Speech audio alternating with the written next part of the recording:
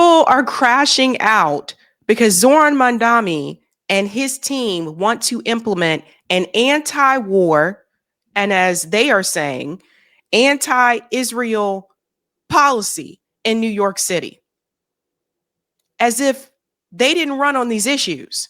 It's absolutely hilarious to me. People like Mike Lawler, Bill Ackman are freaking out because Zohran Mandami and his team listed an issue of demands in regards to Israel. Now, you know what we say on this show a lot of times. My producer, Eric, came up with a list of 11 demands. And one of the things that we continue to say is that action without demands doesn't really get you anywhere. Now you have someone that has a list of demands in regards to Israel, and people are losing their shit. Zionists are losing it, as if this was not discussed during the campaign. It's just hilarious to me. Let's show you what everybody is freaking out about. Let's go ahead and bring in this part here. Mike Lawler was the first one I saw to retweet this. Another Zionist. Complete and utter insanity. As chair of the Middle East and North Africa Subcommittee on the House of Foreign Affairs Committee, first of all, they kill me with these titles. Who comes up with these titles? Who comes up with these long ass titles in Congress? Look at this. Chair of Middle East and North Africa Subcommittee on the House Foreign Affairs Committee. You know, just these long ass titles that don't really mean much. I will be watching closely and will conduct hearings if Mandami and New York City engage in policy detrimental to U.S. foreign policy. Let me tell you what Mike really means. He means policy that isn't pro-Israel, policy that isn't pro-war. They are seriously crashing out because they have a list of demands to get people out of these wars, to end these wars, and to stop genocide. You have to be the lowest of the low to have a problem with that. But the Zionists, again, they want war. They want death and destruction. They don't want peace. They're supremacist. Imagine standing up there loudly and proudly saying, no, no, no, more wars. Now, he commented about it, and I'll get into what this document actually says. Bill Ackman goes, this is bad. When it comes to Israel, if Bill Ackman is saying something's bad, actually, when it comes to a lot of things, if Bill Ackman says this is bad, it's probably a good thing. If Bill Ackman says, oh no, this is bad, it's probably something that's good in regards to liberation, in regards to people empowerment. It is probably a good thing. So Bill Ackman comes in, this is bad, this is bad. So let's take a look at what they are all freaking out about. Here's the New York City DSA anti-war working group's internal document. They accidentally shared with me. It includes the DSA group's list of demands for the incoming Mandami, I always say his name wrong, I'm sorry, Mamdani administration. Shockingly, basically all the demands are anti-Israel. Okay, so hold the phone. Why is this a surprise? I don't understand people. I don't get this whole shockingly. There's nothing shocking about this. What did you expect to happen? Did you expect a list of demands to be pro-Israel? Now, I have been critical in some of the ways that Zohran has moved and has backtracked on, like, globalized intifada, for example, saying, you know, he's willing to work with Zionists, that type of thing. I've been critical about those things. And New Yorkers, I'm not there, but New Yorkers, you got to hold him accountable for those things. But this by far, when I show you the list of demands, it makes perfect sense. This is a crazy thing to get upset about unless you are a rabid Zionist and you are pro-war and you want more death and destruction. I just don't understand this. People are coming, guys, people are attacking Tucker Carlson right now because he made the case for what Zohran Mandami wants to do and not to have, prioritize Israel. All of them are coming after Tucker Carlson now because he said that. Tucker Carlson didn't even say he is a Zohran stan or he loves Zohran or he would have voted for Zohran. He didn't say any of that. The mildest thing that is not pro-Israel, they are losing their shit. So it's not shockingly, but let's get into what the demands actually say. So here is the link to that article, and let's just dive right into the list of demands. The Socialists in Office website says that it is a group of DSA-endorsed elected officials that work together in New York State legislature to advance a socialist vision for working class people across our state and features Mom Donnie. Okay. Why are they pretending as though DSA just became something yesterday? And to break this down, DSA, they're not even socialists. They're democratic socialists, right? So there's democratic socialists, there's socialist, there's Marxist, there's communist. These are not all the same things. Democratic socialists are basically, I say if we were doing steps, democratic socialists are a step to the left of the Democratic Party. Democratic socialism supports what countries like Denmark have, what countries like Finland has, which is one of the happiest countries in the world, Finland. Wonder why? Universal child care, right? Paid sick leave. Like we should have had these things in the US anyway, but I digress. That's what democratic socialism is. Healthcare for universal healthcare, that type of thing, which, like I said, already exists in many of the European countries.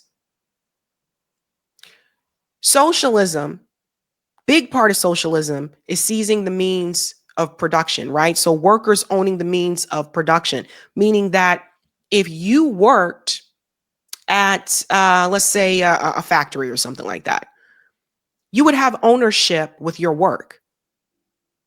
This is why I heavily support worker co-ops, because you are part owner. You're not just an employee and they can lay you off anytime and then you walk away with nothing. Maybe part of your 401k if you're lucky to even be able to put money into a 401k. But it's workers owning the means of production. You having a stake in that. So these are not all the same things. Let's go on. Jesus Christ. A recently unearthed clip from 2023 shows Mandami telling DSA National Conference, which he was the keynote speaker of, that when the boot of the NYPD is on your neck, it has been laced by the IDF. But that's true. And I don't think, and this is what I said, I don't think Zohran should have had to apologize for that. That's true. They trained the NYPD. Just News obtained an internal planning document from the NYC DSA's anti-war working group, which is AWWG, which shows the group has spent weeks plotting how to pressure the new Mamdani administration to carry out their socialist demands. Democratic socialists, I will say that. I mean, they use the word socialist and communist so much that it's getting to the point where it loses its meaning, to be honest with you. Including demands to push an anti-Israel agenda at New York City Hall. The document from the group obtained by Just News is titled AWWG, Palestine Policy Meeting, Agenda and Notes. Okay, I see they have a typo here, so I don't know. You guys need to fix that. And it contains the internal plans of the DSA working group. The document was obtained when a Just the News reporter used his real name to RSVP to an AWWG meeting that was listed as open to the public. The reporter was sent a Zoom link to join and a Google document containing the AWWG strategy, reproduced below and publicly shared in the Zoom chat. The link to the document has since been disabled. And I'm assuming that person that attended that was this person here, Jerry Dunleavy, because he said they accidentally shared it with me. So I'm assuming he might be the person that attended that meeting. Zohran has been supported by so-called fact checkers and legacy media in denying that he is a communist, but his oft-repeated past comments strongly contradict his denials. Zohran is a member of the DSA, but he denies that he is a communist. So again, socialism and communism is not the same thing. I swear to God, Americans are easily propagandized. And honestly, when people make these statements, it makes you look uneducated. I don't even know what to say. This is why other countries laugh at us. Continuing on, let's go to the list of demands. It says Zohran campaign did not immediately respond to a request for a comment. So let's go into the demands. It says you can read the document here, which I clicked on, but that's tiny writing, but they also put it here. The agenda for Sunday meeting included a plan to review policy demands, document draft, and to assign researcher writer to each policy piece. The apparent anti-Israel demands for his administration from the DSA working group include divest city pension funds from Israeli bonds and securities. Why is that surprising? Why is that surprising? You see, I'm going to take you back. We'll come back. I'll take you to an old clip of Zohran before he ran for mayor, when he was a part of, I think this is early on when he joined DSA, but this is an older clip. And I want to show you what he said back then. I was somebody who began my journey in organizing and in politics by co-founding my school's first Students for Justice in Palestine. The struggle for Palestinian liberation was at the core of my politics and continues to be. And so I struggled to find a home in New York City that could bring that politics in a sense of coherence with the politics I felt around the future of New York City. And here was this organization that endorsed BDS. And that was DSA. And you'll see here, Canary Mission shared this. Keep BDS out of New York politics. Today is the NYC Democratic primary. Don't rank Zohran for mayor. That's Canary Mission. They have been smearing a lot of pro-Palestinian activists. So the point is this position for him wasn't new. He's been speaking out about this for quite some time. So the BDS thing, he supports BDS. He ran on that. That is one thing I did say. I said that, well, it shows that someone can run on BDS and still become mayor of New York City, which has the largest Jewish population in the United States. So that's why another reason why I say I do consider this to be a big win. And I think that people who are just looking at, and I think some people are just looking at like how the Democratic Party has stopped progress, what they did to Bernie Sanders. And I've talked about that a number of times on the show, so much to the point that they're not willing to acknowledge that this was a big win. And you still hold Zohran accountable. You New Yorkers there, I don't live there.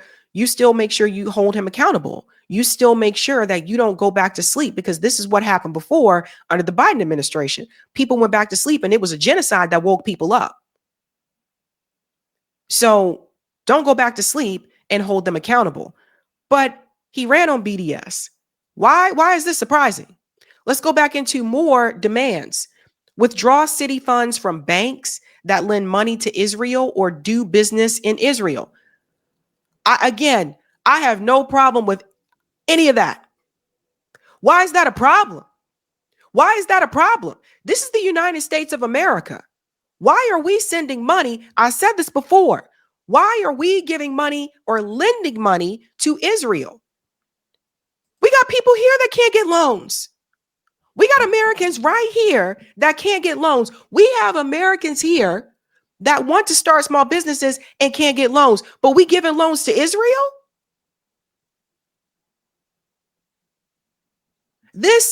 whole pro-Israel push or prioritize Israel, it does not benefit us here in the United States. It does not benefit the American people. Like I told you, you got people here who cannot get a small business loan, but we're giving loans to Israel.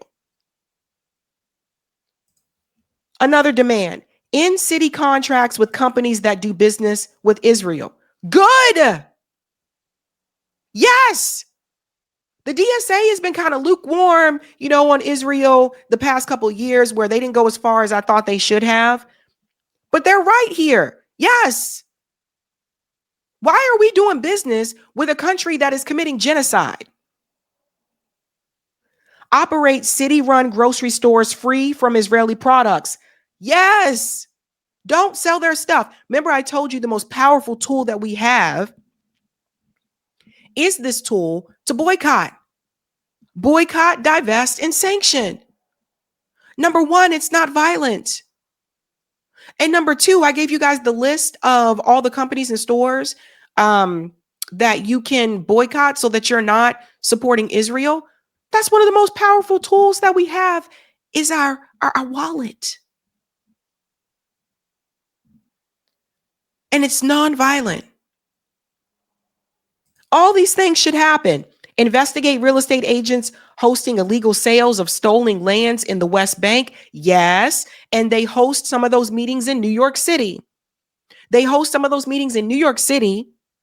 Advertising homes in the West Bank for American New Yorkers to go over there and become settlers and take Palestinians home, which is actually against international law. But they've been getting away with it for a long time. Again, why would you have a problem with this? Mike Lawler, Bill Ackman, because they're Zionist. Here's another one. Evict weapon manufacturers and transporters from the NYC metro area. Yes. Yes. Divest CUNY endowment and reinstate wrongly fired professors.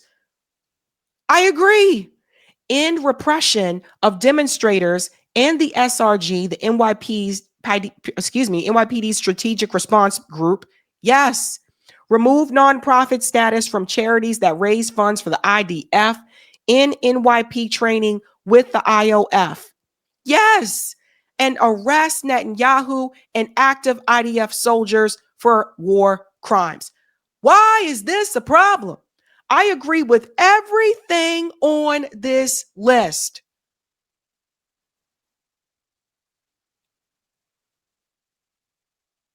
If you have a problem with this, my question is, what the hell is wrong with you? The U.S. government, the United States of America, needs to detach itself from this sore. We need to detach our country from this wretched, infected sore that just sits on the arm of the United States. This sore that we continue to just, give it a little bit of medicine here to replenish it, to keep it going, but the wound is still there because it's a cancer. The U.S. government needs to walk away from this genocidal state. AIPAC needs to go. J Street needs to go. We don't have a Russia Street. We don't have a China Street. All needs to go. So I 100% support that list of demands.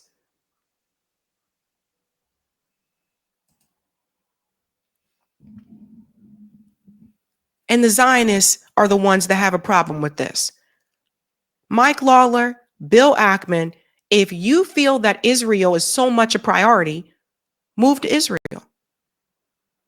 If you feel that Israel is so much a priority and so precious and must be protected, and it is the only place where you can be safe, move to Israel. It is not the United States' job to protect, fund, and support Israel. We have people here that need homes, that need loans, that need jobs, that need health care. Israel has universal health care. I think you'll be fine. But we have got to get rid of the wound. We have to rip this wound off the arm of the United States. I 100% support this. And whether you like Zohran or not, everybody should get behind that list of demands. Hey guys, this was a Sabby clip. If you like what you saw, hit that like button and subscribe.